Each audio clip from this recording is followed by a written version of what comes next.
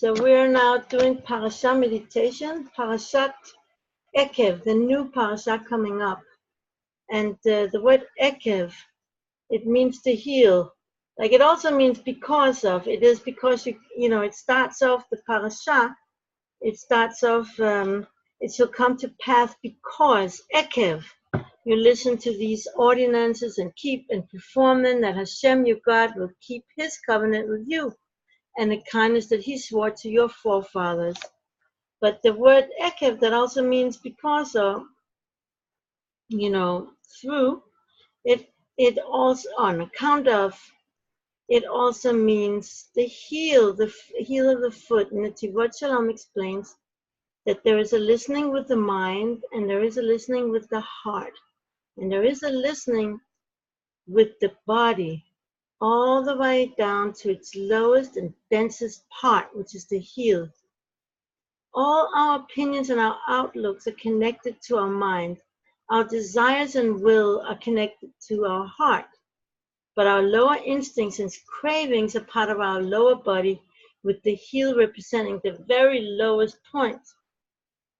So it's really nice to learn Torah with the mind, but the greatest thing is to make the Torah penetrate into our entire being, all the way down into all the way down to the heel, and to listen to Hashem with the heel, which means really total devotion. And that's called in Hebrew Mesirut Nefesh, because it's always when you start going to some place, where do you go first? When you're entering a hot tub, which part of your body do we enter first, the head or the heel? The heel has Mesirut Nefesh, but it gives itself over and total imuna that it's okay to go there. So what we need to do is, in order to bring down Hashem's promises and blessing, we must totally devote ourselves to Hashem and his mitzvot. But this is very, very, very hard. Why? Because we have like blockages. That's why it says that we have to circumcise the foreskins of our heart and no longer be stiff-necked. But what does it mean to circumcise the foreskin of our hearts? Does the heart have a foreskin? As she explains, we're talking about the spiritual blocks, the spiritual foreskin that blocks and covers the heart. And that makes it difficult to hear Hashem's voice. Every time we block our heart, it's hard for us to hear Hashem. So the Yetzer Hara gets to rule when we block our heart. Then the Yetzer Hara, which is compared to the king's evil gatekeeper, who's also a thief. And so what's really important for the Yetzer Hara is trying to prevent the voice of Torah from entering into the heart. And that's what it's trying to do so much. Because it knows once we hear the voice of Hashem, then we're going to be okay. So it's going to do everything it can to stop us from hearing Hashem's voice. And that's why the main thing is to really open our heart, to open and clear our foreskin on our hearts. And allow Hashem's words to really penetrate deeply inside. Once we do that, then there's going to be absolutely no way that the Yetzer Hara can stop us from serving Hashem. So it does everything it can to prevent us from letting God's voice in. And now this meditation is to help us opening our heart and get rid of that foreskin that's blocking us. So close your eyes, breathe deeply and relax. Tell yourself mentally to relax. Relax your forehead, relax your eyebrows, relax your eyes, relax your ears, relax your entire head, neck, and shoulders. Move your mind's eye to your chest and heart. Relax, relax, relax. Relax even more. Continue to relax all the parts of your body all the way down to your heels. Get in touch with your heart behind the rib cage a little to the left of the middle. Can you feel your heart beating?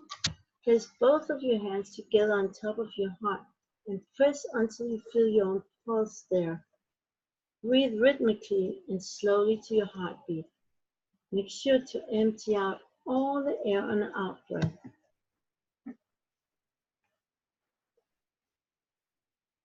And then remove your hands on your sides. Let them relax. Envision a seed beginning to sprout inside of your heart. Visualize a rocky terrain inside of your heart that's trying to prevent that seed from growing. Imagine the size of the rock formation. Are there many scattered rocks? Are they big like boulders or small like petals? Do they form a solid wall around your heart? Or are they just a few rows of rocks with openings letting in the light between them?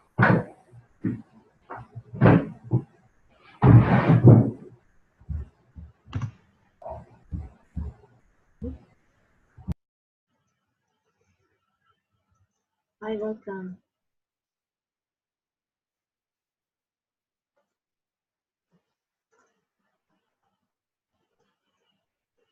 Envision the power of the seed within your heart, expanding, sprouting forth and beginning to grow, pushing away the blocking rock formation.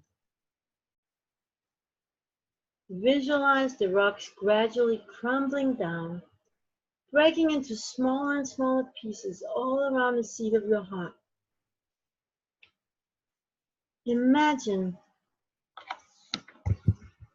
how the big rocks become smaller and smaller, finally falling away. Envision how the holes in the wall becomes greater and greater, letting in more and more light. Continue this visualization until all of the rocks are gone.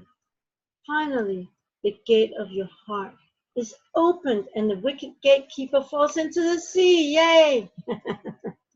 Imagine now watering the sprout of your heart with waters of Torah and Mitzvot.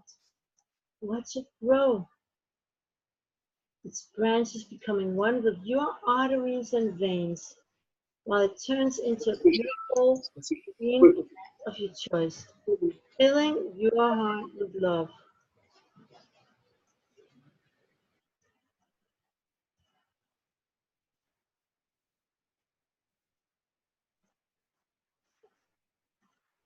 Think about a person that you love very much, and feel how your heart is opened even more towards him or her. Decide one act of love you will do for this person at your very first opportunity. Then open your eyes, excited to fulfill your resolve. Okay, so that's it. Even though it says hearing is not like seeing, in a sense, hearing is deeper than seeing. We could see something also, but seeing it does not guarantee that it will move us to make any changes in our way of life. But when we really hear the mitzvot, the words of Torah are implanted within our hearts to take root there and help us grow in the Torah path. Okay, so